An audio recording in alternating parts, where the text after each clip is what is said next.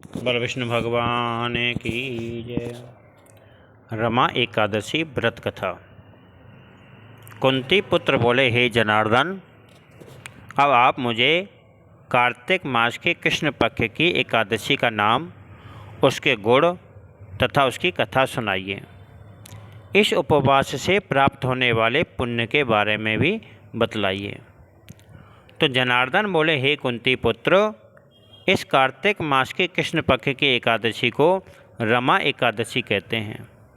यह एकादशी भी समस्त पापों का विनाश करके सुख प्रदान करती है।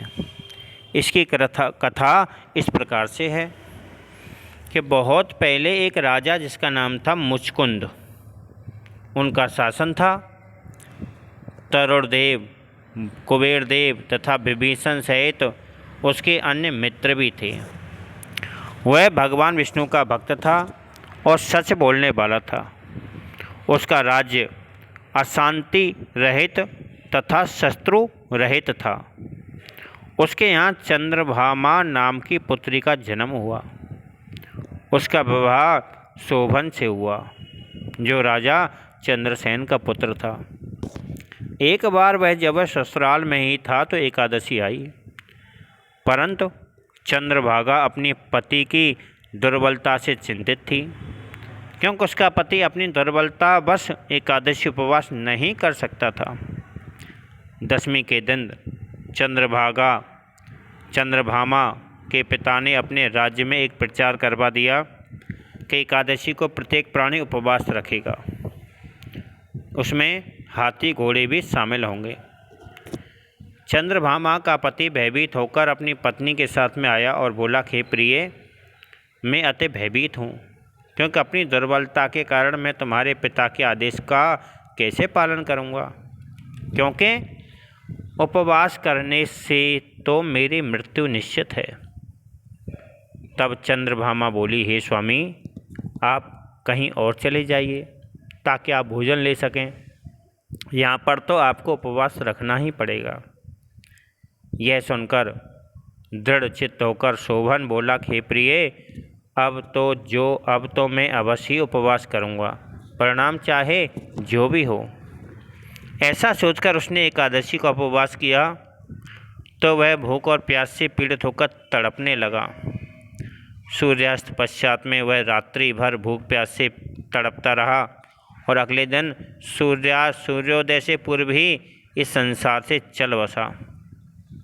राजा ने उसके मृत शरीर का अंतिम संस्कार भी करवा दिया, परंतु पति की आज्ञानुसार चंद्रभागा अपने पति के साथ में सती नहीं हुई, परंतु अपने पिता के घर में ही रहना उसने उत्तम समझा। रमा उपवास के प्रभाव से शोभन को मद्राचल पर्वत पर धन संपदा से परिपूर्ण और निष्कंटक एक उत्तम नगर मिला। उसके महल में अति सुंदर सोना रत्न जड़ित खंभे थे। वहाँ पर वह सोना तथा मणियों के सिंहासन पर बैठकर वस्त्र तथा आभूषणों से युक्त बैठा हुआ था। वस्त्र आभूषण से लदी हुई अप्सराएं उसकी स्तुति कर रही थीं। सिंहासन पर विराजमान शोभन दूसरा इंद्र जैसा लग रहा था। मुचकुंद नरेश के राज्य में रहने वाला सोमशर्मा ब्राह्मण जब तीर्थ यात्रा करते हुए उस पर्वत पर घूम रहा था तो उसने शोभन को वहाँ देखा। वो उसके पास में गया। शोभन उसको देखकर सिंहासन से उठकर खड़ा हुआ और उसने सोमशर्मा से अपने ससुर और पत्नी चंद्रभागा की कुशल क्षेम पूछी। सोमशर्मा बोला, हे राजन, हम सब ठीक ठाक हैं, चंद्रभागा भी कुशल है। अब तो आप अपना हाल बताइए।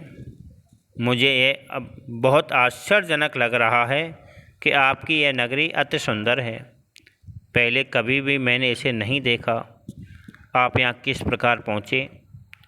तो शोभन नरेश बोला, हे ब्राह्मण देव, यह सब कार्तिक मास की कृष्ण पक्ष की रमा एकादशी के उपवास से संभव हुआ है। उसी के पुण्य के प्रभाव से मुझे यह अति उत्तम नगरी प्राप्त हुई है, परंतु यह अध्रुव है। यह सुनकर सोमशर्मा बोला, हे नरेश, यह ध्रुव अथवा अध्रुव क्यों कर होता है, ये सब आप मुझे बताइए। इस पर शोभन ने बतलाया कि उसने ये उपवास अनिच्छा से किया था, इस कारण ही ये नगरी मुझे मिली है। अगर आप यह सब मेरी पत्नी चंद्रभागा से जाकर कहेंगे तो वह इसको अपने पुण्य के प्रभाव से ध्रुव बना सकती है। तो ब्राह्मण सोम शर्मा ने अपने नगर में आकर सारा हाल चंद्रभागा को सुनाया। राजपुत्री चंद्रभागा ने सारा हाल सुनकर कहा कि हे ब्राह्मण पुत्र, आप सब कुछ स्वयं देखकर आए हैं या कोई स्वप्न की बात मुझसे बतला रहे हैं? तो सोम शर्मा ने कहा, हे राजपुत्री, मैंने तुम्हारे पति शोभन को तथा उस स्थान को स्वतः ही देखा है, परंतु वह स्थान अभी अध्रुव है। तुम कोई ऐसा उपाय करो कि ध्रुव हो जाए। राजपुत्री चंद्रभागा ने कहा कि सोम शर्मा, तुम मुझे उस स्थान पर लेकर चलो, मैं अपने पति को देखना चाहती हूँ। मैं अपने पुण्य के प्रभाव से उस नगरी को ध्रुव बना दूंगी। चंद्रभागा के वचन को सुनकर सोम शर्मा उसको मद्राचल पर्वत पर वामदेव के आश्रम में ले गया। वामदेव ने उसकी कहानी सुनकर मंत्रोच्चारण से चंद्रभागा का अभिषेक किया। उन मंत्रों तथा उपवास के प्रभाव से वह दिव्य रूप धारण करके अपने पति के पास में चली गई। शोभन अपनी भार्या को देखकर बहुत ही खुश हुआ तथा उसे सिंहासन पर अपने बाईं ओर बैठने का स्थान दिया। वह बोली कि स्वामी, अब आप मेरे पुण्य को सुनिए।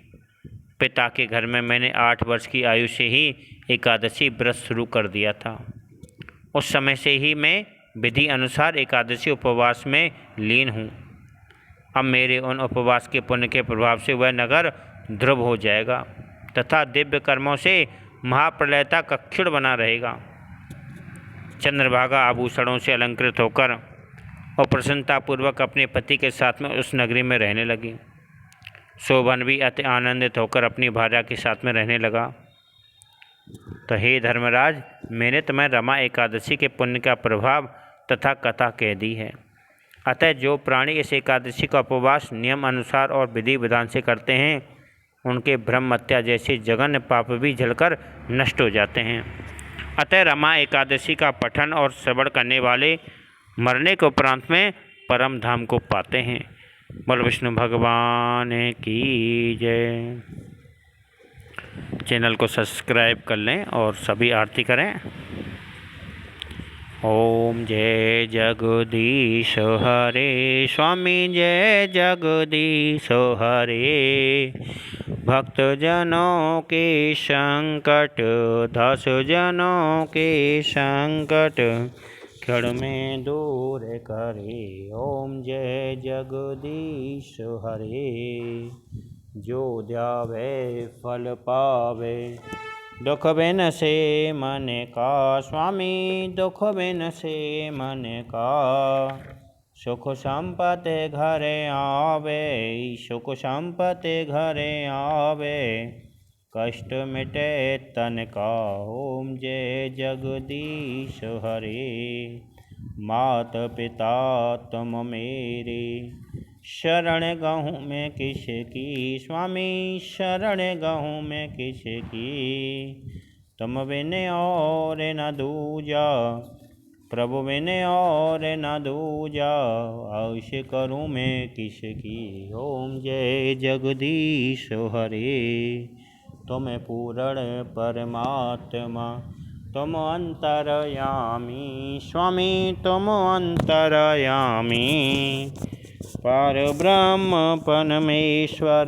पार ब्रह्म परमेश्वर, तुम सबके स्वामी। ओम जय जगदीश हरे। तुम करुणा के सागर, तुम पालन करता। स्वामी तुम पालन करता। मैं मूर्ख खल कामी, मैं सेवक तुम स्वामी। कृपा करो भरता। ओम जय जगदीश हरे। तुम होए को अगोचर सबके प्राणपति, स्वामी सबके प्राणपति। किस विध में लूँ दया हमें, किस विध में लूँ दया हमें, तुमको मैं कुमति। ओम जय जगदीश हरे। दीन बंद दुख हरता तुम ठाकुर मेरे, स्वामी तुम रक्षक मेरे। अपने हाथ उठाओ अपनी शरण लगाओ, द्वारे खड़ा मैं तेरे। ओम जय जगदीश हरे। विषय विकार मिटाओ पाप हरो देवा, स्वामी कष्ट हरो देवा। श्रद्धा भक्ति बढ़ाओ, श्रद्धा प्रेम बढ़ाओ, संतन की सेवा। ओम जय जगदीश हरे। श्याम सुंदर जी की आरती जो कोई नर गावे, स्वामी प्रेम सहित गावे। कहित शिवानंद स्वामी, मन भजत हरे हर स्वामी, मन वांछित फल पावे। ओम जय जगदीश हरे। ओम जय जगदीश हरे। स्वामी जय जय दीनानाथ हरे, स्वामी जय जय राधे श्याम हरे। भक्तजनों के संकट, दास जनों के संकट, बंसी वाला दूर करे। ओम जय जगदीश हरे। बोल विष्णु भगवान की जय। एकादशी महत्तम की जय। जय जय श्री राधे।